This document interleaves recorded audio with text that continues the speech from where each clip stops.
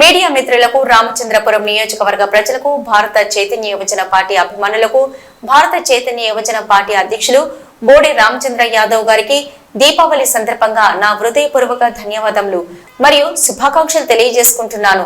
నిత్యం ప్రజాసేవలో మీ బల్ర శ్రీనివాస్ యాదవ్, భారత చైతన్య యువజన party in charge, Ramachandrapuram. Phone number 9032070999.